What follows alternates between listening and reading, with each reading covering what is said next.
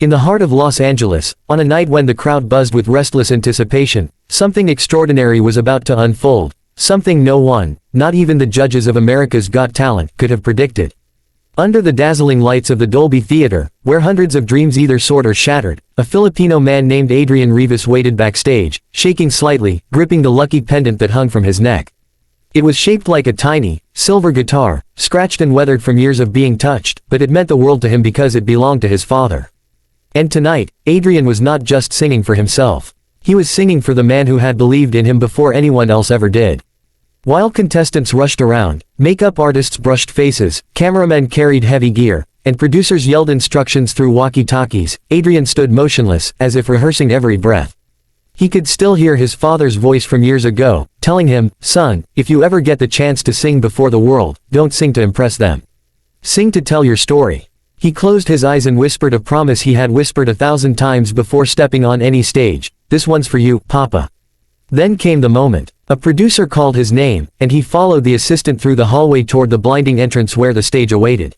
The crowd was loud, energetic, and unpredictable. AGT audiences could lift you up like a superstar or flatten you with silence. But Adrian had something no one knew yet. A voice shaped by soul, pain, faith, and the old vinyl records his father played night after night back in the Philippines. When he stepped onto the stage, the lights hit him all at once. The audience grew quiet, trying to figure out who he was. Adrian wore simple clothes, a clean white shirt, dark jeans, and sneakers. No flashy jacket, no stylist interference. Just himself. Simon Cowell leaned slightly forward, studying him the way he studied every contestant whose purpose he could not immediately identify.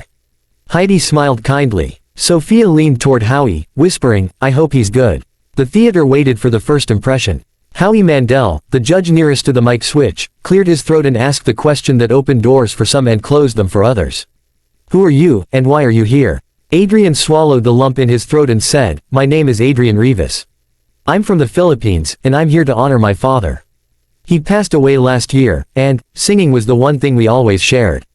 There was a pause. A few murmurs rose from the audience. Simon softened slightly, but only slightly. "And what will you be singing for us?" he asked. Adrian lifted his chin. "An Elvis song." Instant reaction. The crowd shifted. Some eyebrows lifted. A few quiet laughs slid through the audience. Singing Elvis was a dangerous choice. Too iconic. Too exposed. Too easy to fail. Not many dared to touch Elvis Presley's songs on a stage like AGT, especially when the judges were known for shutting down forced impersonations. But Adrian wasn't here to imitate. He was here to tell a story through a voice that somehow carried pieces of the king's soul. The track started. A soft guitar strum. A slow, classic rhythm. A song everyone recognized instantly, "Can't Help Falling in Love." The audience leaned back, prepared for something average, something predictable, something forgettable. But then he sang. The first note reached out like a gentle wave moving across a silent ocean. His voice was low, warm, deep, and impossibly controlled. It carried the exact smoky richness of Elvis Presley, yet also something more tender, something broken and rebuilt.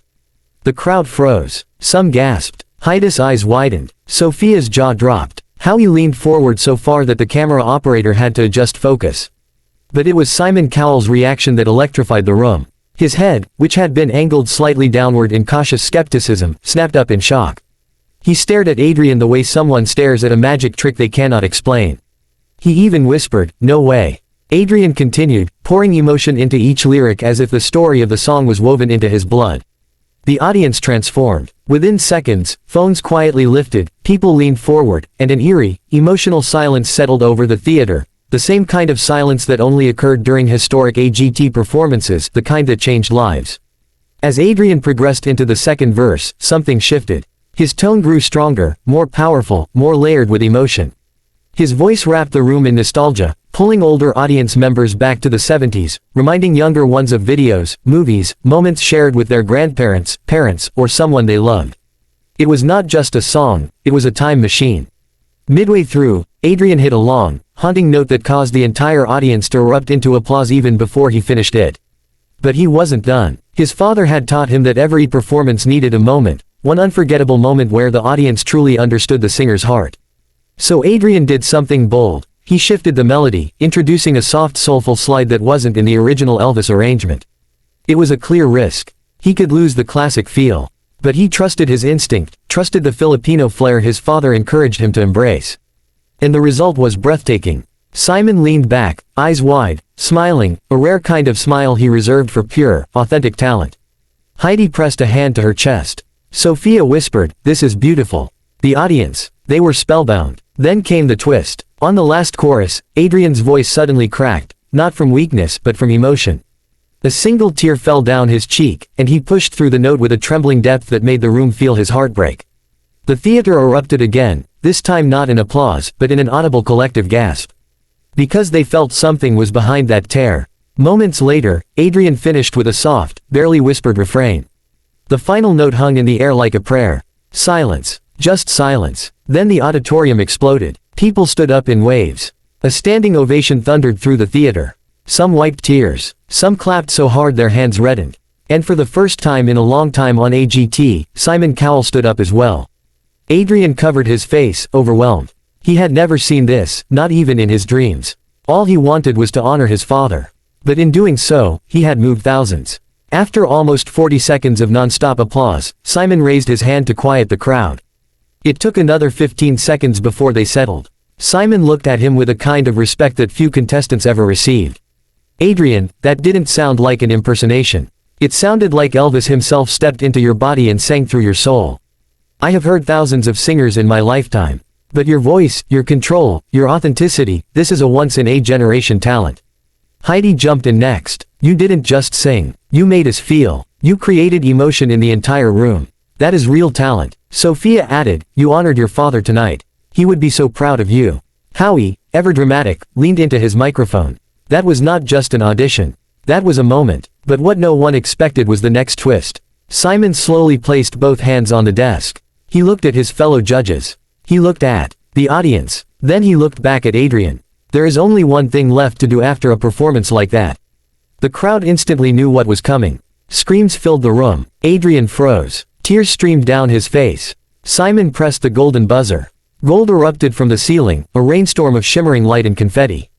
Adrian dropped to his knees, sobbing. The judges stood. The audience roared. Simon walked onto the stage, shook Adrian's hand, and whispered something only the microphones barely caught. "Your father is celebrating tonight. You made history." Adrian was lifted onto the shoulders of two stagehands, spinning as gold swirled around him.